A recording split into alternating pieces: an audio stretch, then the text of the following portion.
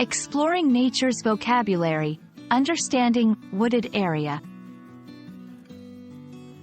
Hello, everyone. Welcome to our English language learning series. Today, we're going to explore a fascinating phrase, wooded area. This phrase is not just a part of the language, it's a gateway to understanding a common feature of our natural world. So, let's dive in and discover what this phrase means and how to use it in our conversations. Wooded area is a compound noun, consisting of two words, wooded and area. Let's break them down. Wooded is an adjective derived from the noun wood, which refers to an area filled with trees. Area is a noun meaning a particular part of a place, a region, or a space. When combined, wooded area describes a specific region dominated by trees, often a part of a forest, a park, or a rural landscape. The phrase, wooded area, can be used in various contexts. Describing a location.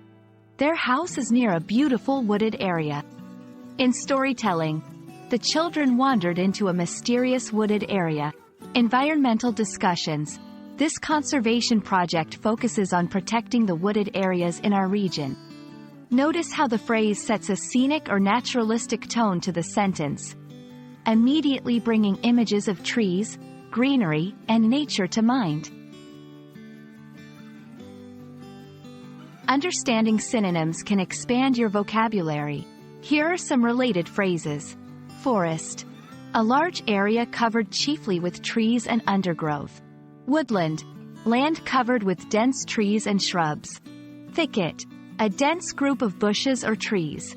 Each of these terms has a slightly different nuance, but they all relate to areas with plenty of trees. That's all about wooded area. We hope this exploration has not only enhanced your English vocabulary but also given you a glimpse into the beauty of nature as described through language. Remember, every phrase you learn is a step towards fluency. Keep practicing, and see you in the next video.